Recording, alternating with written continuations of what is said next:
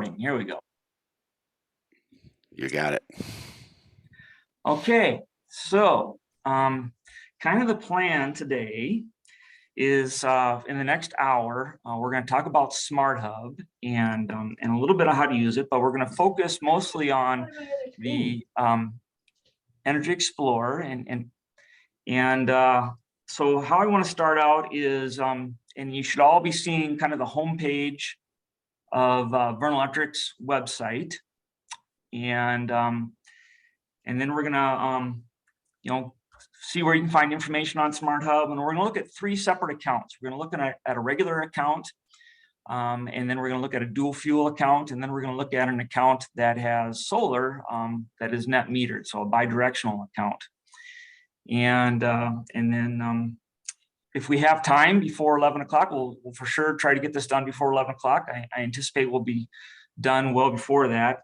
And but if we have time, we'll maybe go into some of the other features of SmartHub other than just the Energy Explorer. So we'll see how it goes here. And so a little housekeeping here. I see pretty much everybody has their microphones muted, which is a good thing, so we don't get any excess sound. But if you do have a question, there's several ways you can do that. You can unmute yourself and just chime in. If you want to, let me know that you have a question, you can uncheck your video, to turn on your video and just raise your hand. There is a chat feature that you could try chatting your question into the chat feature, or there is some little icons that you can raise your hand with that raise hand feature, and hopefully I will see that and get to your question that way too and call on you. So we have about 16 participants, so I think that's few enough that if you just wanted to chime in with a question, that should be just fine. All right, so what you are seeing here on my shared screen is the homepage for Vernon Electric Cooperative. And hopefully you can see my little arrow moving around here on the screen.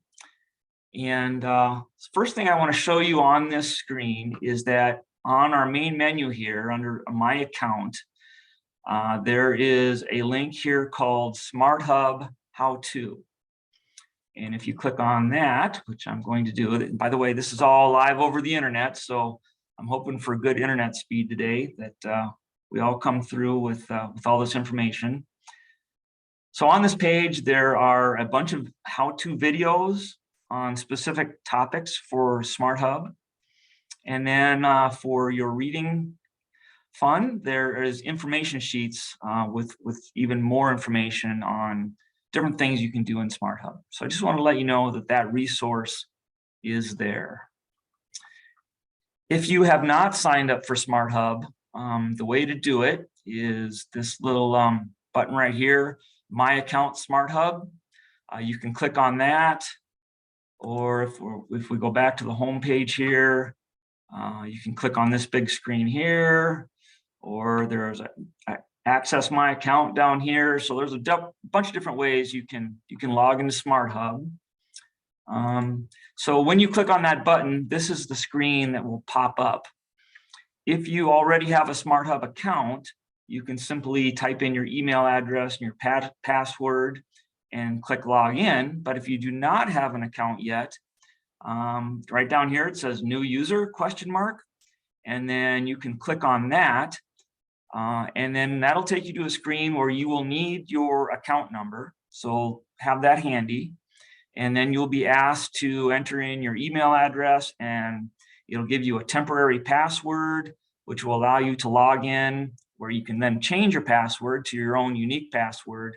And then you'll be signed up for SmartHub. Just kind of follow the screens from there. So I hope everybody's has a SmartHub account. Vernon Electric is not the only one that uses SmartHub. I happen to be a member of Vernon Communications Cooperative. They also use SmartHub, and you can use that same SmartHub app for multiple organizations. SmartHub is also available on a smartphone besides a computer. So today we are just going to be looking at SmartHub through a computer screen. However, many people use it with their smartphone. It's the same information, but because the smartphone has such a small screen, it's going to appear differently and you're going to interact with it a little bit differently, but it's basically the same concept, same information. And because we're not doing this through a smartphone, I won't be covering that too much. But if you have questions later on about looking at information through a smartphone, feel free to reach out to me individually, and we can be happy to go over that with you. All right. Let's see here. My screen is partly covered here, so I wonder if I can move this thing that is in my way. Let's see here.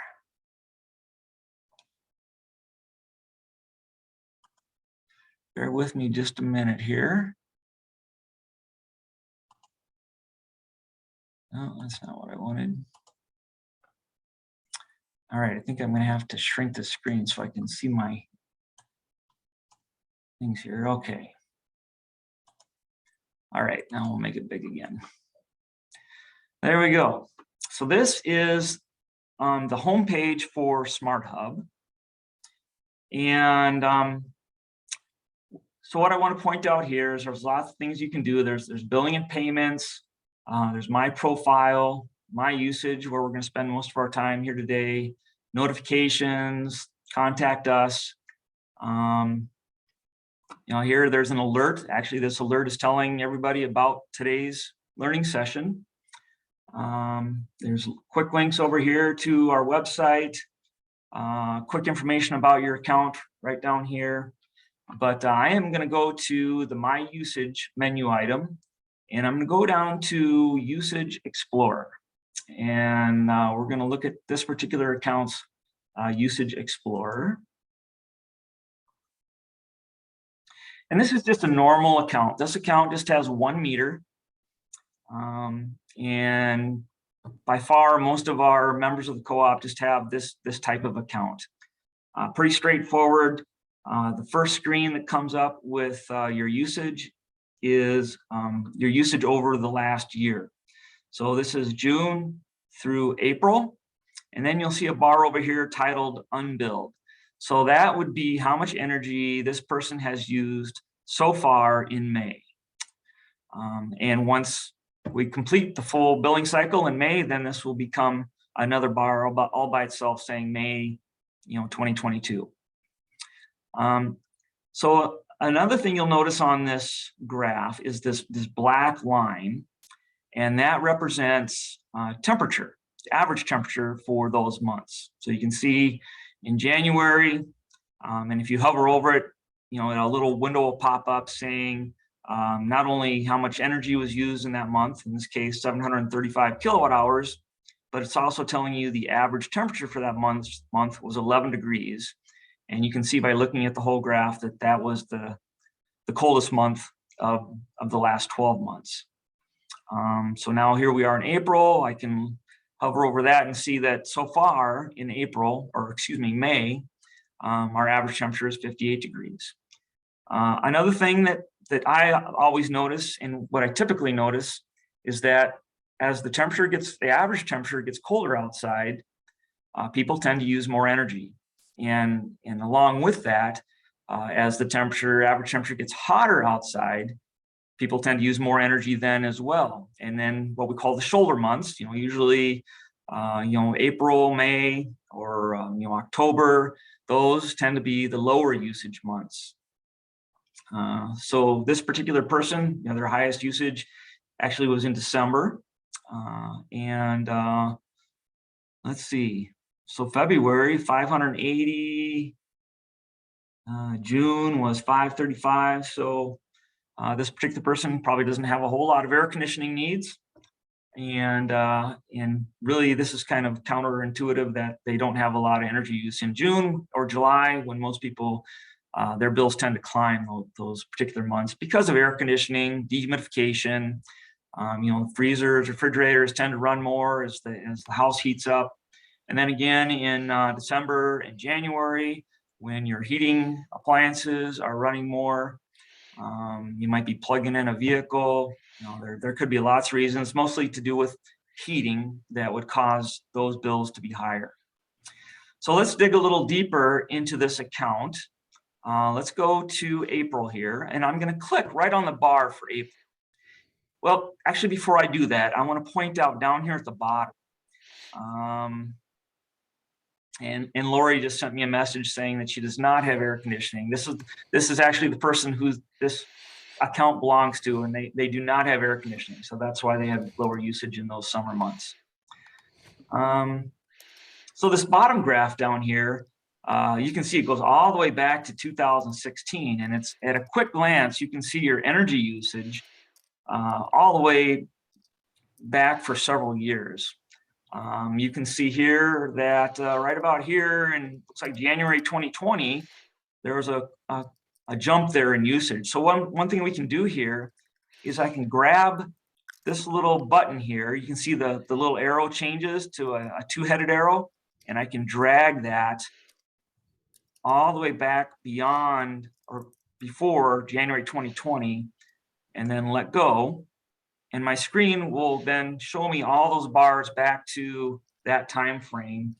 And here we can see that jump in a closer detail. In January 2020, that 841 kilowatt hours were used. And then we can click on that bar and it'll show us daily usage for that month. It's downloading the information right now. And we can see that this person from January 16th to January 20th, which happened to be kind of a cold spell as well. Here, January 17th, the average temperature was 4 degrees. And we can change that. We can actually, here where it says show temperature line, I can click high and I can click low, or I can turn off average or high. And now I can see the low temperature for that particular day was -8 degrees. And so we can actually even go dig a little deeper, and I can click on this high day here, January 19th.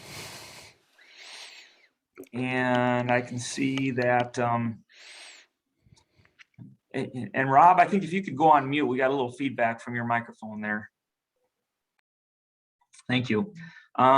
So here we can see January 19th, which was our highest usage day, and see how that usage was being used throughout the day. So yeah, there was something that I would, if I was looking at this account, if this person was really concerned, and this person just messaged us and is saying that her furnace had gone out during that time frame and she was using a space heater, electric space heater. So that clearly explains why we have such high usage here from 2:30 a.m. to 3:30 a.m. in the morning, when you would expect usage to be really low. So that's good to know. So let's go back again. And I want to, let's see, let's go to present time. And let's go to April here. So this is last month, April 1st through April 30th. And let's pick a high day in April. We're going to look at April 20th here. I'm going to click right on that bar. And I picked out this particular account for another reason other than it's just a normal account, because there is something going on here that I wanted to point out. And if I was in looking at this, I see some strange things here, and maybe you do as well, that we have these little spikes here about every half hour, every hour. There's these spikes all day long, and that is unusual. What's going on with there? And so I've been working with this person. We haven't been out there yet, but I think what's going on here is this person has a leak in their well. And so there's probably an underground pipe someplace between the well and the house that's leaking water. It could actually be in the well itself. And it's causing the well pump to kick on every half hour, every hour, causing wasted energy, basically. They still have water in their house, but so my advice to this person would be to get a professional well person out there to take a look at that well, see if they can identify where this leak is, get that repaired, and then these spikes here that we're seeing all day long should go away. And then after the well is fixed, that person can go into their SmartHub and note the time that the well was fixed, and then those spikes should no longer be there. And if they are, then the well pump was not the complete issue. We have to dig a little further. But this is a sign of a well pump. If I hover over one of these things, it'll tell me that that at 4:45 a.m., that particular meter was using 0.42 kilowatt hours. Now these time frames are 15-minute time frames. So if I prorate that out for an hour, I can say that this is whatever is drawing this electricity is drawing 0.42 times 4. So if I get my handy dandy calculator here, 0.42 times 4, because there's 4 15-minute time frames in an hour, it'd be 1.68 kW, or about almost 1,700 kilowatts or kW for this particular item. And then I have to ask myself, what would draw that much energy? About 1,700 watts. That's a pretty good amount of energy. Well, we could say maybe a space heater is a possibility, which I did ask that question, and it's not a space heater. So the next thing is how deep is the well? This happens to be a real shallow well at this place, and that does kind of align to a shallow well. So that's where we come up with the idea that this probably is a well problem and needs to be investigated further. So just wanted to point that out. Anybody have any questions on this so far? Otherwise, I'm going to move. Go ahead. I have a comment, Dave. Sorry, Rob Danielson. So because this recording will be used for folks for some time, could you explain a little bit about what a kilowatt hour unit is, and what roughly the average use is per residential customer for Vernon Electric Co-op per month? So if people go online to just look at that view that you just presented, how they could gauge their use relative to average use. Sure. So a kilowatt hour so if you think of like the old incandescent light bulbs, the 100-watt light bulb. If you turned 10 of those 100-watt light bulbs on, that would be 1,000 watts, which is 1 kilowatt. And if those 10 light bulbs ran for 1 hour, that would be 1 kilowatt hour. So you could run 10 100-watt light bulbs for 1 hour. That would use 1 kilowatt hour. And if a kilowatt hour is 12 cents, that's how much it would cost you to run 10 100-watt light bulbs for 1 hour. It would cost you 12 cents. So that's what a kilowatt hour is. And so most of our members generally use between 1,000 to 1,200 kilowatt hours per month. So if you're using less, that's kind of like a 4-person typical family household. So that's generally what we see. So if you're using under 1,000 to 1,200 kilowatt hours a month, you're doing better than most. If you're using more than that, then you're using more than most. So let's see here. I'm gonna now move on to another account here. This is a dual fuel account. Looks very similar to the last one we're looking at, except for now we have bars that have 2 different colors on them. They have blue and red. And if I scroll up here a little bit, down here it shows the meters and the meter numbers. This meter ending in 741 is the regular meter. And this meter ending in 740, the blue meter, is in this particular case, a dual fuel meter. This is a person who has a separate meter with electric, in this particular case, it's electric heat, it's electric water heating and air conditioning, all on a separate meter that we have a load management control device on, that we are able to turn this meter off during peak hours. And in exchange for allowing us to turn this meter off during peak hours, this person gets a lower rate on that second meter. So you notice here that this meter is using kilowatt hours all year long. So that would be, because you wouldn't expect electric heat to be running in the middle of July. So that's either air conditioning. So when we look at July here, that's air conditioning and electric water heating. And on these shoulder months, say, back in May, when you're probably not doing either heating or air conditioning, this blue section, this 82 kilowatt hours would likely represent what the electric water heater is using in that month. Don't know for sure, but because May is typically not a month where you do a lot of heating or air conditioning, we can assume that that's probably mostly water heating. So again, here we can say, look at April here. I can click on the April bar. And it's going to download the information for every single day in the month of April, April 1st through April 30th. And it's showing me, that, here, used a lot of energy on Friday, not a lot of energy. It's only 3 kilowatt hours on the heat meter and 19 kilowatt hours on the main meter. But I mean, that was the biggest usage day for that whole month.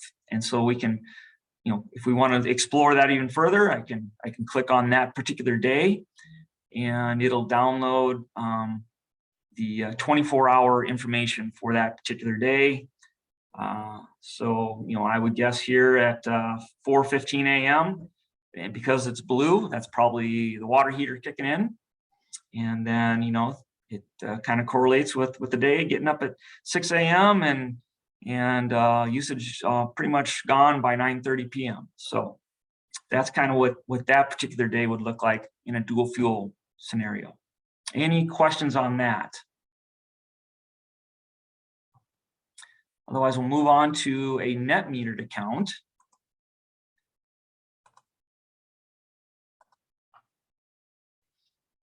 All right, so here we have a net metered account. And what I mean by that is this particular person has solar panels at their location. It could be on the roof, could be on a rack out in the yard. But so this person is producing their own energy with solar panels. And those solar panels are interconnected with Vernon Electric Co-op's grid. So when you do this, you have the opportunity to consume energy on site. So on a nice sunny day like right now, and the refrigerator is running, the energy is being produced by the solar panels and going directly to that refrigerator. Vernon Electric never sees that energy. It doesn't go through the meter. It's avoiding energy that this person would have to buy from Vernon Electric to run that air conditioner. And so, it's basically free energy from the sun running this person's appliances when the sun is shining. There could be a situation where the sun is shining and there's not much running in the house and the solar panels are actually producing more energy than what this person can consume on site, more energy than what can be used in the house. And when that happens, that excess energy will flow back through the meter and Vernon Electric will buy that energy. And at the end of the month, we net that energy. And so in this particular graph, we're seeing a result of that. So if we look at May of last year, we can see that the clear red portion would be the consumed energy from Vernon Electric Cooperative. The clear blue is what was purchased by Vernon Electric Cooperative, that excess energy that Vernon Electric purchased. And then the shaded in area would be the netted difference. So if we look at this pop-up window, this person consumed a total of 1,578 kilowatt hours. They had excess generation of 356 kilowatt hours. So if we take that 1,578 and subtract out that 356 kilowatt hours of excess energy, the net at the end of the month was 1,222 kilowatt hours. And then that would be what this person would be billed for, the 1,222 kilowatt hours. So you can imagine if they did not have solar, that the bill would have been much higher. So it saved this person some money on their bill. You can see here, like in January, they consumed 3,866 kilowatt hours. They had excess generation of 7 kilowatt hours. So the net difference was 3,859. So they were billed for 3,859 kilowatt hours. So I guess I should point out this particular person has also has solar panels in our community solar array. So they get additional savings from that too, which is not reflected in this graph. So any question? Oh, let's dig in a little deeper. So let's look at this last month. Let's click on the April bar.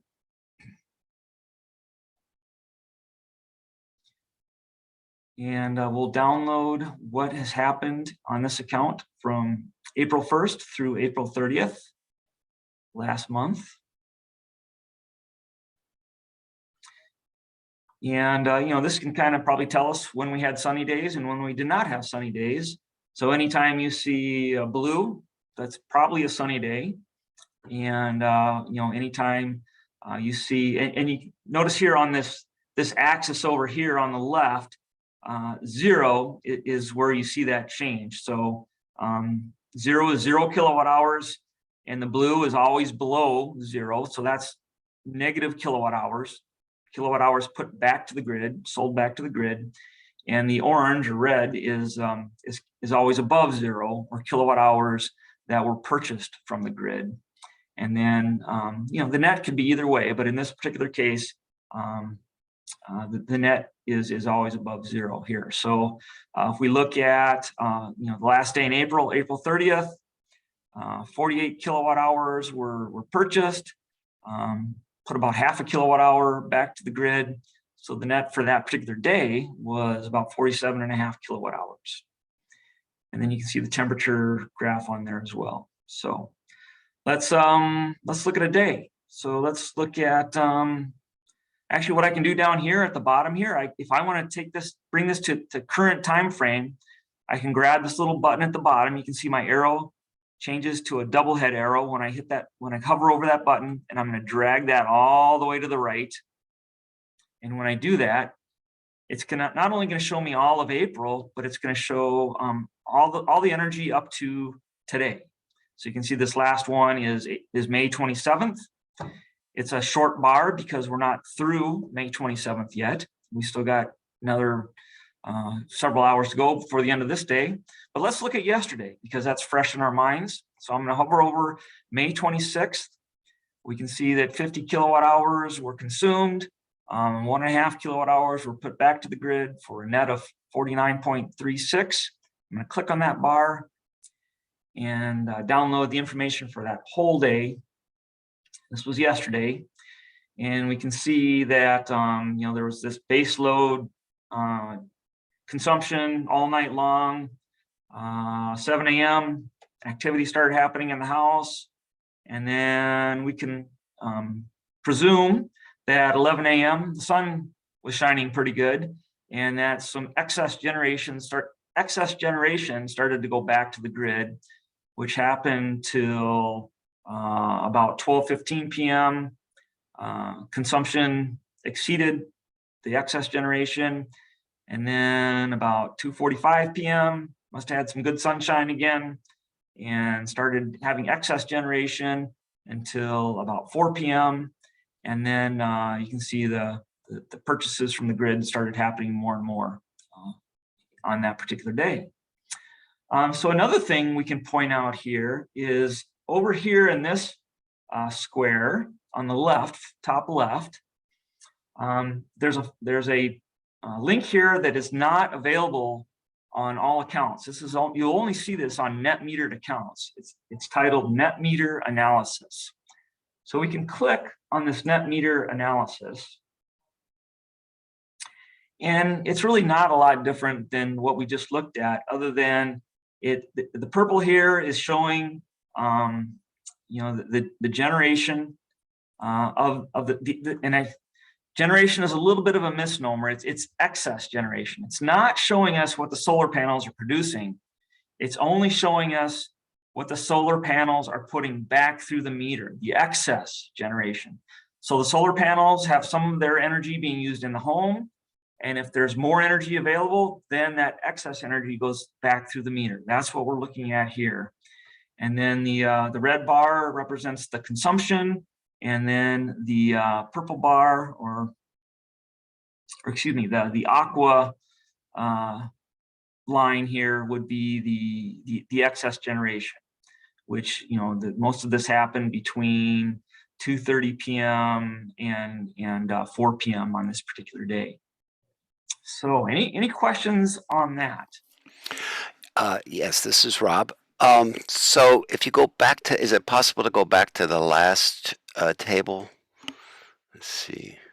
I think May so. take a second. Okay, so when I look at this, the question is it typical to have, what is that, about a half a kilowatt hour per 15-minute segment there during 2 a.m. to 6 a.m.? So Yeah. yes, let me just look. We'll look at let's see, 3:15 a.m. We're showing consumption of 0.6 kilowatt hours. So that's about 600 watts. So yes, there's something running all night long that's in the neighborhood of 600 watts. Or actually, if those are 15-minute intervals, right? Oh, you're right. So it'd be times 4. Yeah. So yeah, it would be in the neighborhood of 2,400 watts or so. 2,400 watts. Yep. And And that would be at the rate of about a little over 2 kilowatt hours per hour, which would be considerably higher than the average 1,100 kilowatt hours per month. So it strikes me that there's something going on with energy use all the time, day and night, that is suggests to me that there might be some opportunity for conservation taking place there. Would you agree? I tend to agree. I happen to know that this particular person has a geothermal heat pump. This is not telling what so the temperature is in the nighttime looks like to be, right around 50 degree or in the low 50s. It's possible that the geothermal compressor might be running all night long in this thing. Not sure. I'd have to dig a little deeper, but yeah, if it was my particular house, I know I don't have anything that uses 2,400 watts. It should be running all night. My water heater is 4,500 watts, so I know it's not a water heater. It's less than that. There was a comment here that could be a combination of freezers, dehumidifiers, things like that. The only way to know is to actually visit the site and see what it is. But yeah, this is a way to alert yourself of something that may be awry. And then I don't think that from 10 a.m. to 4 p.m. that the decline in use there is fully accounted for by the solar panels. So that person may have gone to work, and what's interesting is that consistent demand that we saw during the night goes away. So that's another clue. Yeah. Yep. So good points. So, and that's how each individual can use this SmartHub to evaluate their own situation. It's a tool for you personally to go into your own account and make sure that things are the way you think they are. Like we saw on the first account, those spikes every half hour, every hour, that could go on for years and you never even know it because your water works fine. You still got good pressure at your faucet. And it's a way for you to see things like, and back in the day when we didn't have things like SmartHub, there were situations that that I saw personally where a well pump could have been running and wasting energy for years before the leak was detected and fixed. So this is the way that this tool can be used for you. So yeah, thanks for pointing that out. So unless there's any other questions, we do have a little time here. It's 10:36. We can look at some other features of SmartHub, if that's okay with everybody. And by the way, we have more people that has joined us now, so that's good. I'm glad you're all here. So, Michelle has a question in the chat oh, that I think is really good. Michelle, is there a device you may offer that would measure this energy consumption in real time, perhaps? So the answer is yes, there is. Kind of yes and no. It depends on what the device is you want to measure. If you have a device that's a plug-in type device, say a freezer or a refrigerator or a dehumidifier, we have what I refer to as a kilowatt meter, and that's a brand name. There's other devices out there as well that you just simply plug that device into the wall, and we have them here at our office. You can borrow them, and then you plug your device into the meter, and it'll sit there and measure over time how many kilowatt hours that particular device is using. Say it's a freezer, and you keep it on there for a measured amount of time. The more time you keep it plugged in, the better the information you're going to get. And I would recommend keeping it plugged in for at least a week. 2 weeks is better. A month is even better.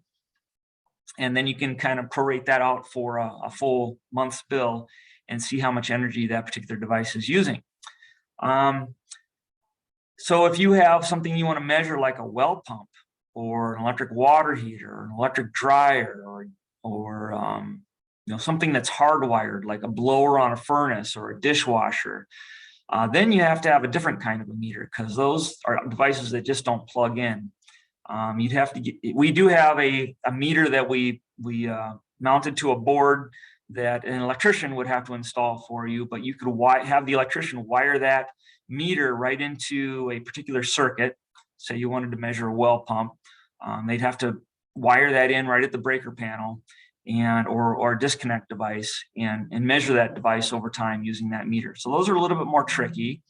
A third thing we could do is somebody from Vernon Electric could come out, or an electrician, private electrician could do this too, and in real time use a clamp-on amp probe to clamp on to any particular wire in your house and measure what the current is going through that meter at any instant.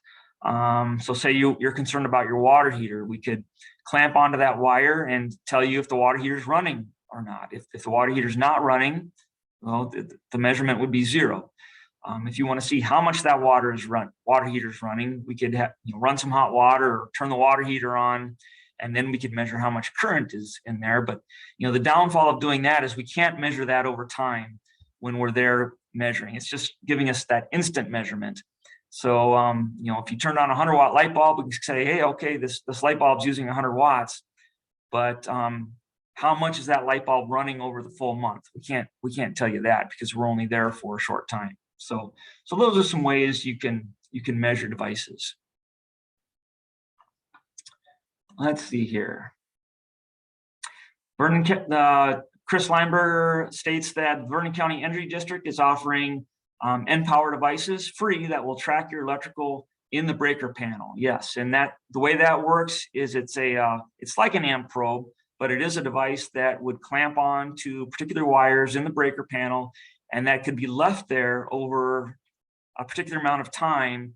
And then when you come back to the device after that set amount of time, you can see how much energy that was used on those multiple circuits over that particular amount of time. So that could be installed on one day, and then a week later you could come back to it and say you had little clamps on the dishwasher, on the dryer, on the water heater, on the well pump, and you could see how much energy all those individual devices used with that feature. So yeah, take advantage of that. That's through the Vernon County Energy District. So let's see here. All right, got a thank you there from Michelle. And any other questions before we go into some of the other features here that we have a few minutes for? So if I go back to the home page, we've gone over that a little bit under billing payments. You have billing and payments features. You have pay by cash, billing history, payment history, an auto pay program, a budget gauge, and Operation Roundup. That's just where you can sign up for rounding up your electric bill to the next highest dollar, and then those monies get donated to charitable organizations in our area. This budget gauge is kind of a neat little feature. So, for example, this particular person here, the amount used since May 1st was $49.98. That is 68% below their target, and their target monthly budget amount is $180.33. So you can play with that a little bit. Under my profile, you have your information, and then there's this documents feature. Under this documents feature, you can go back and look at our bylaws, board meeting minutes, and things like that there. Other things under my usage, if you click right on my usage, you can see it switches to the, I thought it was going to switch to a different screen. So we got Usage Explorer, average usage. You can do some planning, usage comparisons. So say, for example, you want to compare your April 2022 bill to your April 2021 bill, which would be a good thing to do. That's a fair comparison. It's usually not very good to compare your April bill to, say, your March bill, because it's much colder in March. Those are going to be different kinds of bills, but a fair comparison would be comparing April to April, assuming that you didn't have major changes in your household, like a new addition of a new person in your house. That's going to change your usage history dramatically. But if everything's pretty much the same to last year, you want to compare April to April, or May to May, or March to March. So you can do that there. Let's look at this usage management. Here you can download data into Excel spreadsheets if you'd like. Let's see, this particular account we were on has a net meter analysis, which other accounts do not. Under notifications, there's this SmartHub feed, manage contacts. So that's your contact information. And I'm going to spend a little time here on this manage. It's called manage notifications. Under here, so this here is where you can go in and get notifications via email or text message about things you want to know. So under billing, like bill available, this is a notification to inform you when your bill is available in SmartHub. And there's a whole bunch of different notifications you can sign up for down there. And here you can do it by text message, you can do it by email, whichever you want there. Let's see here. Miscellaneous. If you're on auto pay, it can alert you when that happens. Contact, this is a notification users receive upon submitting a contact item. Your personal information gets changed, you can get notified. So you can peruse that at your leisure. Service. So here, if Fern Electric has a planned power outage in your area, you'll get notified about that here. If there's any kind of power outage, if a tree comes down over a line near your home and knocks your power out, you'll get an automatic notification within minutes of that power outage saying that your power is out. Well, you ask yourself, well, why would I want to know that? If I'm sitting at home, of course I'm going to know my power's out. But wonder if you're down in Florida sitting on the beach in January and your power goes out. Well, if you have your cell phone handy, you'll get an alert on your cell phone that your power back home in Wisconsin had gone out. And if you have critical needs at that home, you could call somebody and say, hey, can you go over and check my house because my power is out? And then you'll also have a notification here that your power got restored again. When the power comes back on, our crews go out there, they clear the tree, they put the line back up, they get the repairs done. A couple hours later, you'll get another notification saying, hey, your power's restored again. All's good. So you can do that there as well. And then you can set usage notifications. So let's say you don't want to use more than 30 kilowatt hours a day. You can set that up here so that anytime the power usage goes above 30 kilowatt hours a day, you can get alerted on that. And then you can go into your SmartHub and say, hey, why is my usage going above 30 kilowatt hours per day? It's not supposed to do that. So that's something you can do as well. So a lot of cool features you can do here with SmartHub. And then there's a contact us feature here. There's a pay now feature up here, report issues, a lot of cool stuff you can do in there. So that's kind of a quick overview. We still have just about 14 minutes left here. I see here we got another question here.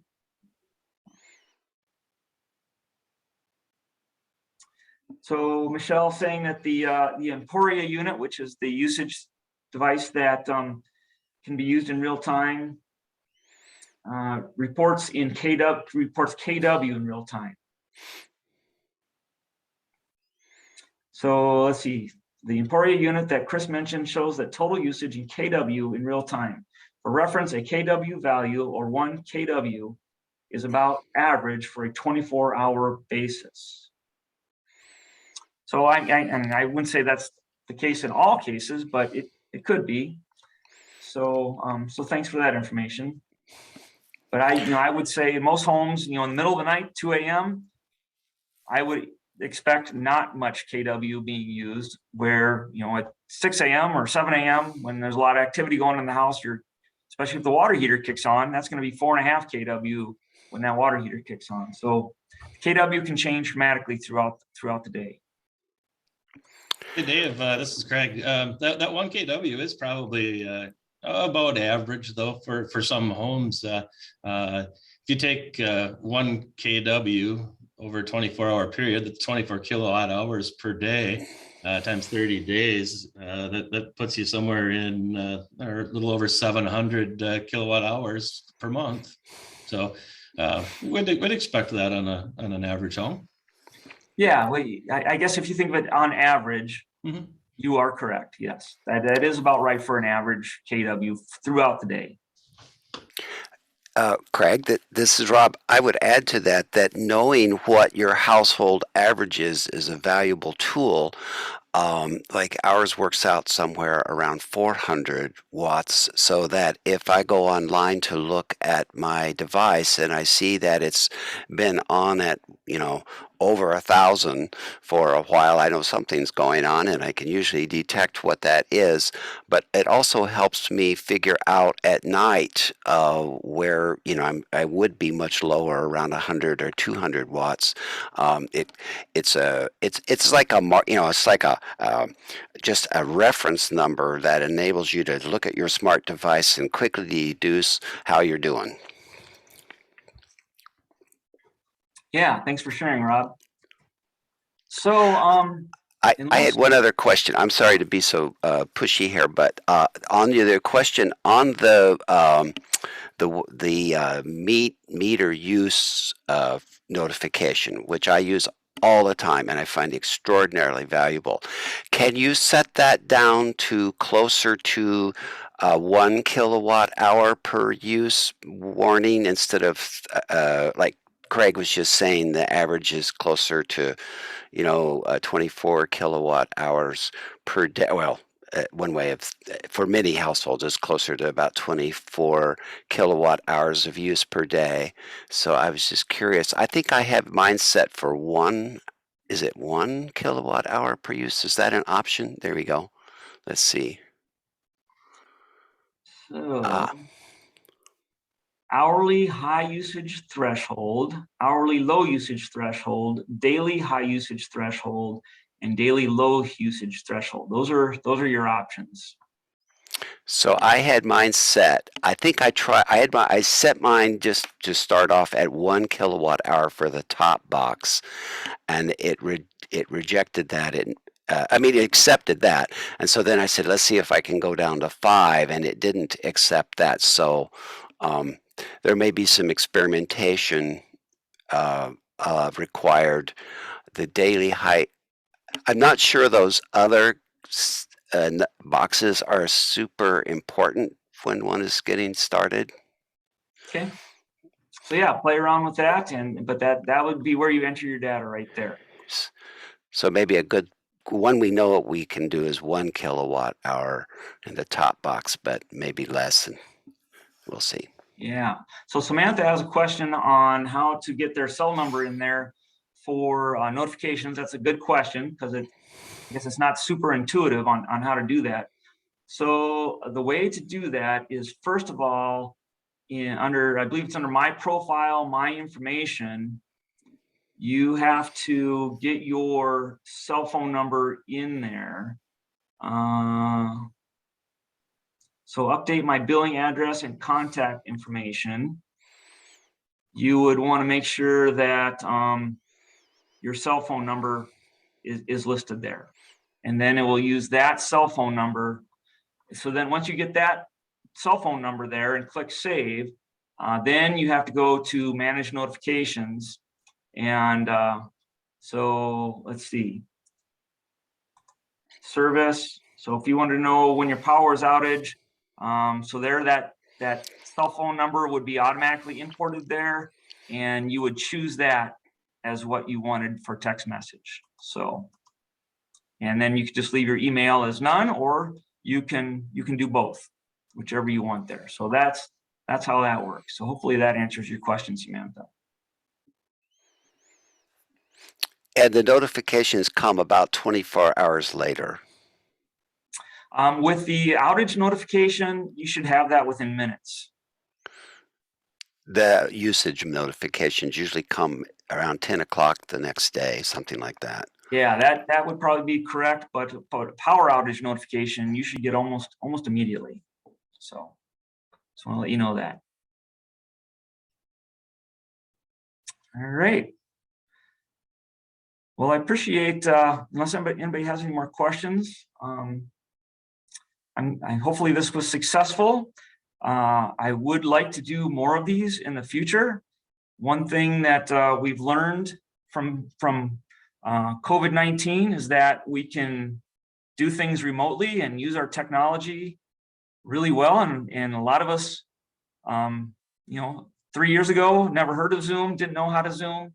And now we all seem to know how to do it. So there are some advantages. The silver lining to COVID is that we learned to do things we really either didn't put to the forefront or didn't know how to do before, and now we know how to do them.